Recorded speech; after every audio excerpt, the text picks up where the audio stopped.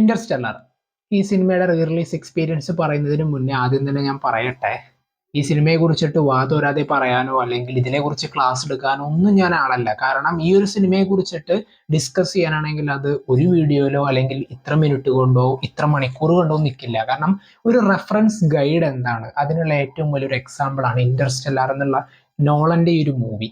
And അതിന്റെ കൂടെ തന്നെ ഈ സിനിമയെ ലിഫ്റ്റ് ചെയ്യുന്നതിൽ മെയിൻ പങ്ക് വഹിച്ചിട്ടുള്ളത് നമുക്കറിയാം ഹാൻസ് സിമ്മർ.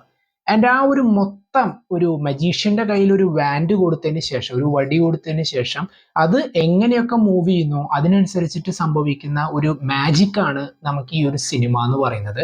2014 ഈ സിനിമ റിലീസ് ആകുമ്പോൾ അന്നൊന്നും ഈ ഒരു ഹോളിവുഡ് മൂവീസോ അല്ലെങ്കിൽ മറ്റുള്ള മൂവീസുകളൊന്നും കണ്ടു തുടങ്ങിയിട്ടുണ്ടായിരുന്നില്ല. എൻ്റെ കോളേജിലെ കുറെ ഫ്രണ്ട്സ് ആണ് പല മൂവീസ് സജസ്റ്റ് ചെയ്തിട്ട് അതിലൂടെയൊക്കെ ഒരു ജേണി ഉണ്ടായിരുന്നത്. ആ ഒരു സമയത്താണ് ഇന്റർസ്റ്റെല്ലാർ കാണുന്നത്. ആൻഡ് അന്ന് അത് കഴിഞ്ഞതിന് ശേഷം പിന്നീടും ഈ സിനിമ കണ്ടിരുന്നു. ആൻഡ് കുറേയധികം തവണ ഈ പടം കണ്ട് പിന്നീട് മനസ്സിലൊരു തോന്നലുണ്ടായി, ഈ സിനിമ എപ്പോഴെങ്കിലും തിയേറ്റർ റിലീസ് വരികയാണെങ്കിൽ, പ്രത്യേകിച്ച് ഒരു ഐമാക്സ് റിലീസ് വരികയാണെങ്കിൽ അത് എന്തായാലും കാണണം എന്നുള്ളത്. ആൻഡ് അത് ആഗ്രഹം ഇപ്പോൾ സാധിച്ചു. പക്ഷെ ചെറിയൊരു തിരുത്തലും മാത്രം, ഐമാക്സിൽ പോയി കാണാൻ സാധിച്ചിരുന്നില്ല.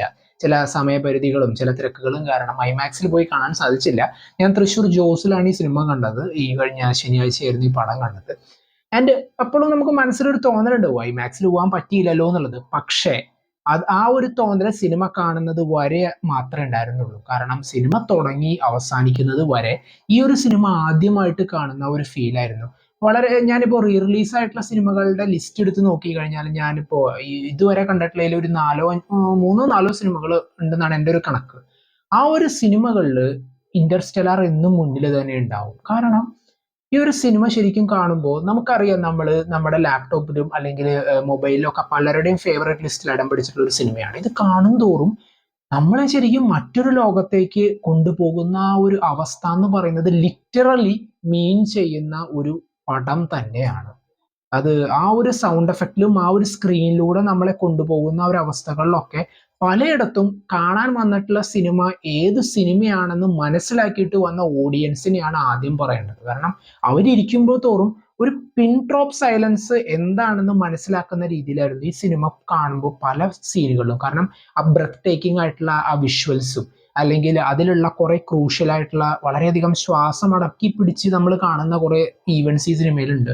അതുപോലെ നമ്മൾ ഇമോഷണൽ ആക്കുന്ന പല സീക്വൻസുകളും അതൊക്കെ വന്നപ്പോൾ ഒരു തരത്തിലുള്ള സംസാരോ ബഹളോ അല്ലെങ്കിൽ അനാവശ്യമായിട്ടുള്ള ഒരു സൗണ്ട് പോലും തിയേറ്ററിൽ ഇല്ലാതെ ഇത്ര വർഷത്തിന് ശേഷം ഈ ഒരു സിനിമ വീണ്ടും ഐമാക്സുകളിലും അല്ലെങ്കിൽ മറ്റുള്ള സ്ക്രീനുകളിലും വരുമ്പോൾ അതിൻ്റെ ആ ഒരു എക്സ്പീരിയൻസ് മനസ്സിലാക്കി കാണാമെന്ന ഓഡിയൻസിനാണ് ആദ്യത്തെ കയ്യടി. കാരണം അവർക്ക് അറിയാം ഇത് വല്ലപ്പോഴും സംഭവിക്കുന്ന ഒരു വണ്ടർ ആണെന്നുള്ളത്. എൻ്റെ അത് കാണാൻ പറ്റി. എൻ്റെ ഇതിലുള്ള പല സീക്വൻസുകളും, പ്രത്യേകിച്ച് ആ ഒരു എന്താ പറയാ, മക്കളുടെ ആ ഒരു വീഡിയോ ടേപ്സ് കാണുന്ന ആ ഒരു സീക്വൻസുകൾ, തനിക്കൊരു പേരക്കുട്ടി ഉണ്ടായി, അങ്ങനെയുള്ള ഒരുപാട് ഇത് കാണുമ്പോൾ ആ ഒരു ഫീലുകളൊക്കെ ശരിക്കും കാണുമ്പോൾ ഉണ്ടാവുന്ന അല്ലെങ്കിൽ ആ ഒരു ക്യാരക്ടർ അനുഭവിക്കുമ്പോൾ ഉണ്ടാവുന്ന അതേ ഫീല് നമ്മൾ ഓഡിയൻസിനെ പലപ്പോഴായിട്ട് ഈ ഒരു സിനിമ കാണുമ്പോൾ ഇതിന്റെ ഹോൾ ക്രൂ കൊണ്ടുപോയിട്ടുണ്ട്.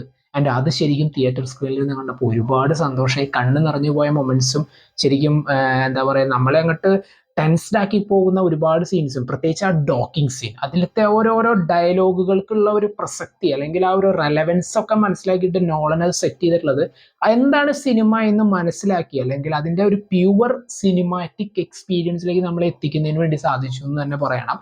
എന്തായാലും നിങ്ങൾ ഈ സിനിമ ഇറങ്ങിയിട്ട് ഇപ്പോൾ തിയേറ്ററിൽ പോയി കാണാൻ പറ്റിയില്ലെങ്കിൽ ഒരു 7 days സ്ക്രീനിങ് മാത്രമേ ഈ സിനിമ ഇപ്പോൾ ഉള്ളൂ. തീർച്ചയായിട്ടും കണ്ടു നോക്കുക. കാരണം once in a life time experience എന്താണെന്നുള്ളതിനുള്ള 100% ഉത്തരമാണ് ഇന്റർസ്റ്റെല്ലാർ. ആൻഡ് പ്രത്യേകിച്ച് ഇതിലത്തെ ചില സീക്വൻസുകൾ, സത്യം പറഞ്ഞു കഴിഞ്ഞാൽ ചില സീക്വൻസുകളൊക്കെ എന്താ പറയാ, കണ്ടുകൊണ്ടിരുന്നപ്പോൾ നമ്മുടെ കണ്ണിലേക്ക് കൂടി അതൊന്ന് ക്യാപ്ചർ ചെയ്യുന്ന ഒരു അവസ്ഥയായിരുന്നു. ഒന്നും പറയാനില്ല. കാരണം ഈ സിനിമയെ ഞാൻ ആദ്യം തന്നെ പറഞ്ഞല്ലോ, ഇതിനെ കുറിച്ചിട്ട് കൂടുതൽ ക്ലാസ് എടുക്കാനോ അല്ലെങ്കിൽ ഇതിന്റെ പിന്നാമ്പുറ കഥകൾ കൂടുതൽ പറയാനോ ഞാൻ ആളല്ല. ഒരു സിനിമാറ്റിക് ആയിട്ടുള്ള അല്ലെങ്കിൽ ഒരു സിനിമ ലവർ ആണോ നിങ്ങൾ, അല്ലെങ്കിൽ ഒരു സിനിമയെ അത്രത്തോളം ഫോളോ ചെയ്യുന്ന ഈ ഒരു ഫീൽഡിലേക്ക് ഇറങ്ങാൻ ആഗ്രഹിക്കുന്ന ഒരാളാണ് നിങ്ങളെങ്കിൽ ഉറപ്പായിട്ടും കാണാം. ഇത് ഞാൻ പ്രത്യേകിച്ച് പറയേണ്ട യാതൊരു ആവശ്യവുമില്ല. സിനിമയെ ഫോളോ ചെയ്യുന്ന ആളുകൾക്ക് ഒരു റെഫറൻസ് ഗൈഡിൽ തന്നെ ആദ്യം തന്നെ ഉണ്ടാവുന്ന പേരാണ് ഇന്റർസ്റ്റെല്ലാർ. അത് കാണാൻ സാധിക്കാത്ത ആളുകൾ ഉണ്ടെങ്കിൽ എന്തായാലും കാണാം. ഈ വരുന്ന വ്യാഴാഴ്ചയോ വെള്ളിയാഴ്ചയോ വരെ സിനിമ തിയേറ്ററിലുള്ളൂ. മാക്സിമം നിങ്ങൾ തിയേറ്ററിൽ തന്നെ ഈ പടം കാണുക. കാരണം ഇതിന് ശേഷം ഇതിന് റീ റിലീസ് ആവോ എന്നറിയില്ല. കാരണം ഇതിന് മുന്നേ റീ റിലീസ് ആയത് എൻ്റെ ഓർമ്മ ശരിയാണെങ്കിൽ 2023 ഓപ്പൺഹൈമർ റിലീസായ ആ ഒരു സമയത്തായിരുന്നു. പക്ഷെ അതും വളരെ ലിമിറ്റഡ് ടൈമിനായിരുന്നു. ആൻഡ് ഇനി ഇതുപോലെ എനിക്ക് കാണാൻ ആഗ്രഹമുള്ള ഒരു സിനിമയാണ് ഡാർക്ക് നൈറ്റ്.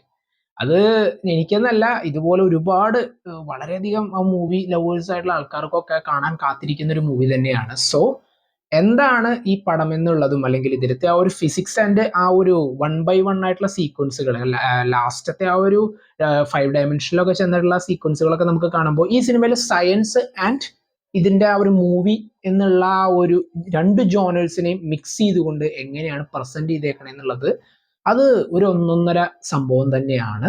സോ മസ്റ്റ് ആയിട്ട് തന്നെ തിയേറ്ററിൽ നിന്ന് വീണ്ടും കാണാൻ ശ്രമിക്കുക. വീണ്ടും വീണ്ടും പറയാണ്, once in a life time experience തന്നെയാണ് ഈ പടം. ആൻഡ് ഒരിക്കലും ഇത് കണ്ട് ആസ്വദിക്കാനല്ല ഞാൻ പറയണത്, ജസ്റ്റ് ഗോ ത്രൂ ഇറ്റ്. ഈ ഒരു സിനിമയിലൂടെ അങ്ങോട്ട് ജേർണി ചെയ്യുക. ഒരു സ്പേസ് ഷിപ്പിൽ നമ്മൾ ട്രാവൽ ചെയ്യുമ്പോൾ നമുക്ക് കിട്ടുന്ന എക്സ്പീരിയൻസ് എന്താണോ അത് ഓഫർ ചെയ്യാനായിട്ട് ഈ സിനിമയുടെ തിയേറ്റർ എക്സ്പീരിയൻസിനെ പറ്റിയിട്ടുണ്ട്. ആൻഡ് അത് പറ്റിയിട്ടുണ്ടെന്നല്ല, ഇതൊരു തിയേറ്റർ സ്ക്രീനിൽ തന്നെ കണ്ടറിയേണ്ട ഒരു വിഷ്വൽ വണ്ടർ തന്നെയാണ്. സോ എന്തൊക്കെയായിരുന്നു നിങ്ങളുടെ റീ റിലീസ് എക്സ്പീരിയൻസുകൾ കമന്റ് ബോക്സിൽ നോട്ട് ചെയ്യുക. കാണാത്തവരുണ്ടെങ്കിൽ വേഗം തന്നെ കാണാൻ ശ്രമിക്കുക.